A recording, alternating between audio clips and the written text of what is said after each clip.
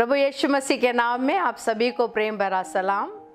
आशा करते हैं कि आप सभी अपने अपने घरों में अपने अपने जगहों पर अच्छे और भले होंगे। ये मेरा सौभाग्य है कि मैं एक बार और आपके पास प्रभु के वचन को लेकर आ सकूं।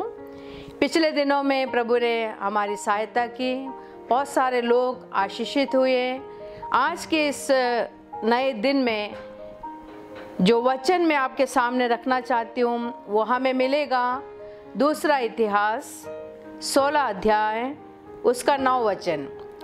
2 Chronicles chapter 16 verse 9।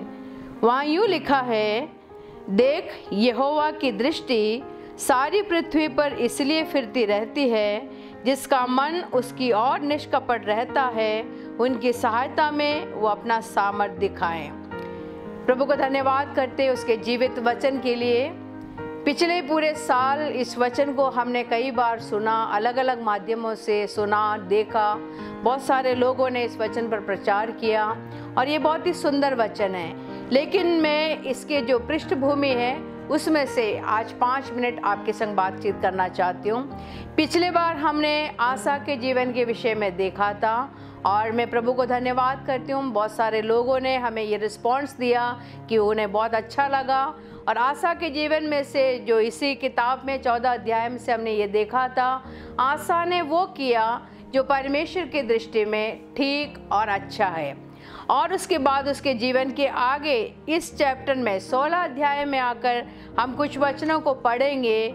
वहाँ यूँ लिखा है, एक परमेश्वर का दास हनानी दर्शी यहूदा के राजा आसा के पास जाकर यूं कहने लगा, तूने जो अपने परमेश्वर यहोवा पर भरोसा नहीं रखा वरन आराम के राजा ही पर भरोसा रखा है, इस कारण आराम के राजा की सेना तेरे हाथ से बच गई है। अभी हमने पिछले बार क्या देखा था, अगर आपको याद हो तो यूँ लिखा था, आसा को कोई लड़ाई नहीं करनी पड़ी, परमेश्वर ने उसको विश्राम दिया। इस पर हमने बातचीत की थी। परमेश्वर की ओर से उसने चैन और आराम और विश्राम को पाया। और 2 अध्याय के बाद ये क्या लिखा है, ये लिखा है कि आसा ने परमेश्वर पर भरोसा नहीं रखा। जब हम इस पे, हमारे पास समय इतना नहीं है कि हम इस पे डिटेल में बहुत सारी चीज़ों को देखें, लेकिन परमेश्वर के दास ने आकर, भविष्यवक्ता ने आकर आसा को बोला कि तूने परमेश्वर के ऊपर भरोसा नहीं रखा, इस कारण से आराम के सेना या वो राजा तेरे हाथ से निकल गए।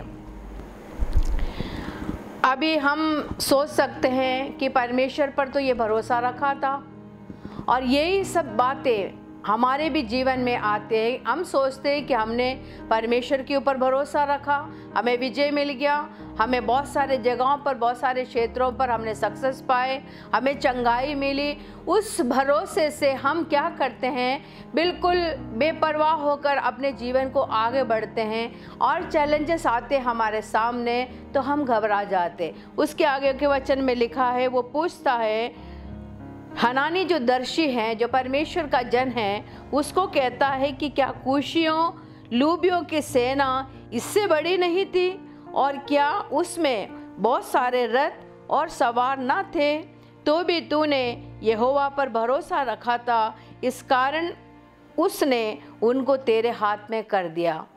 यहाँ जो हमें मनआस के तौर पर एक विश्वासी होने के नाते हमें जिस बात पर ध्यान देना वो ये है, ये तो आसा की बात हो गई, राजा के तौर पर उसको बहुत सारी बातें कही जा रही है, लेकिन हमारे पास भी परमेश्वर का वचन परमेश्वर के दासों के द्वारा, भविष्यवक्ताओं के द्वारा आता है। जब हम लोग परेशान होते, जब हम छोटी सी बात में घबरा जाते हैं, उस समय में हम पिछले उन सक्सेस को, उन चंगाइयों को, उन आश्चर्य कर्मों को, उन ब्रेक थ्रूस को जो परमेश्वर ने हमारे जीवन के लिए किया था, हम भूलकर मनुष्य पर भरोसा करने लग जाते हैं। और चैलेंजेस और चुनौतियाँ इतने हमें ऐसे पहाड़ सा दिखता है, लेकिन हम भूल जाते हैं इससे बड़ी बड़ी चुनौतियों को हमने पिछले समयों में आसानी से पार किया। कारण ये था कि हमने उस समय परमेश्वर पर भरोसा रखा था। यहाँ अगर हम डिटेल में जाएं तो इसमें से हम बहुत सारी चीज़ों को देख सकते हैं, लेकिन अभी समय की कमी के कारण हम आगे बढ़ेंगे और परमेश्वर उसको कहता है कि तूने मूर्खता से ये काम किया, इस कारण तू लड़ाइयों में फंसा रहेगा। अरे ये क्या बात हुई, हम कहेंगे। अभी कहीं परमेश्वर कह रहा तुझे लड़ाई करनी नहीं पड़ेगी, तुझे विश्राम ही विश्राम मिलेगा। अभी कह रहे हैं कि तू तो लड़ाइयों में फंसा रहेगा। तो ये हम में से हर एक के लिए परमेश्वर की ओर से कई बार चेतावनी के तौर पर आता है कि हमें पुरानी उन बातों पर ठहरे नहीं रहना है। हमें हर एक दिन परमेश्वर के ऊपर भरोसा रखना है। 10 वचन में यूँ लिखा है, तब आसा दर्शी पर क्रोधित हुआ और उसे काट में टुकवा दिया, क्योंकि उसने ऐसी बात के कारण उसके ऊपर गुस्सा किया या क्रोधित हुआ। अभी क्या है, जब हम सब चीज़ों में परमेश्वर के भय में जब हम चलते हैं, हमें परमेश्वर की लोगों की बात भी बहुत अच्छी लगती है। हम हर एक बात के लिए परमेश्वर के दास के पास जाते हैं, उनसे सलाह लेते हैं और उसके अनुसार हम काम भी करते हैं। लेकिन जब हमारे जीवन में संकट आने लग जाते हैं ना, जब कुछ हमें कठिनाइयाँ होती है या आर्थिक तौर से हम तंगी में जब हम आ जाते हैं, उस समय में ना तो हमें परमेश्वर का वचन अच्छा लगता है, ना हमें परमेश्वर की लोगों की बात, ना तो भविष्यवक्ताओं की बात हमें अच्छी लगती है। तब हम क्या करते हैं, अपनी मर्जी के अनुसार कार्य करने लग जाते हैं और परमेश्वर का वचन का विरोध करते हैं, परमेश्वर के दासों का विरोध करते हैं। और उसके आगे लिखा है,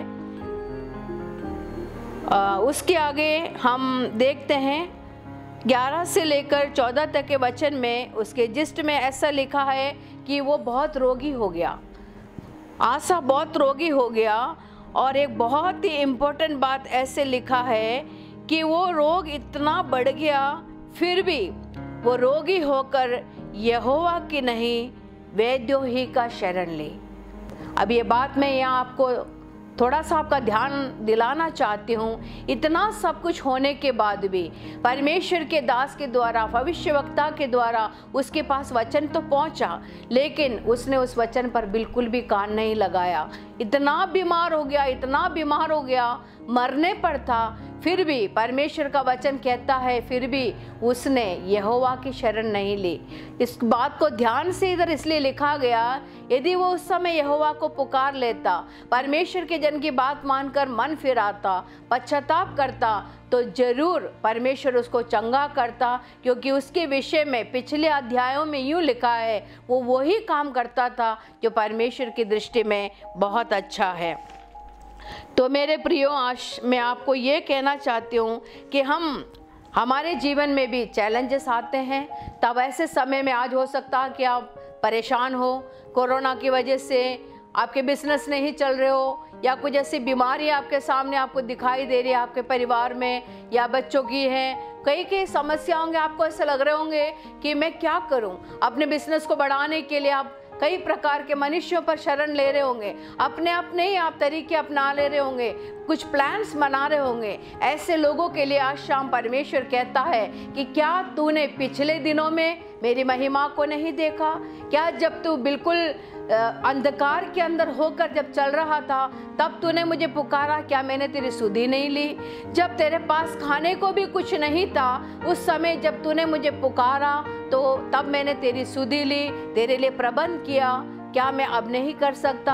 परमेश्वर का वचन, एक बहुत सुंदर वचन उसके वचन में लिखा है, जो पिछले साल में मुझे उस वचन ने बहुत प्रेरित किया। वहाँ यूँ लिखा है, परमेश्वर यहोवा जो कौओं के बच्चों को आहार देता है, वो अपने भक्तों को क्यों नहीं देगा? हे मेरे प्रियो, आज मैं आपको कहना चाहती हूँ, परमेश्वर पर भरोसा रखें, पूरी रीति से उस पर निर्भर हो जाइए, तब परमेश्वर हमारे मदद करने के लिए हमेशा तत्पर रहता है। और 3 बातें मैं आपको अंत में पॉइंट ये बताना चाहती हूँ। हमें अपने पुराने अनुभवों में ठहरे नहीं रहना है, पुराने उन गवाहियों के ऊपर ये सोचकर उस समय परमेश्वर ने मेरी मदद की थी तो अभी भी ऐसे ही होगा, ये सोचकर हमें अपनी बुद्धि नहीं लगानी है। पर हमें हर दिन परमेश्वर पर भरोसा करना है। और उसके बाद तीसरी बात, हमें परमेश्वर के जन का, भविष्यवक्ता का, परमेश्वर के दासों का, अपने पासबानों का हमें सुनना है और उनका आदर करना है। उनके वचन को मानकर हमें परमेश्वर के द्वार मार्गों पर चलना है। और आखिरी बात, यदि परमेश्वर की दया हम पर रही, उसका फेवर, उसका ग्रेस यदि हमारे जीवन में है, तो हम किसी भी चुनौती का, किसी भी चैलेंज का हम सामना कर सकते हैं। तो एक ही बात है कि हमें परमेश्वर पर भरोसा करना है। We need to trust God every day, every time.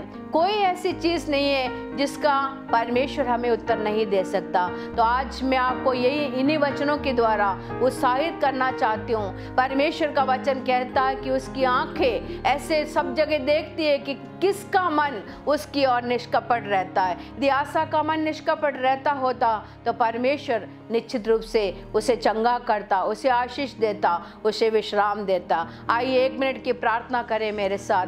हे पिता परमेश्वर, हम आपको धन्यवाद करते हैं कि आप हमारे सहायक हैं। आपने जब कभी हमने आपको पुकारा, आपने स्वर्ग से सुनकर हमारे लिए उत्तर दिया, हमारे लिए प्रबंध किया।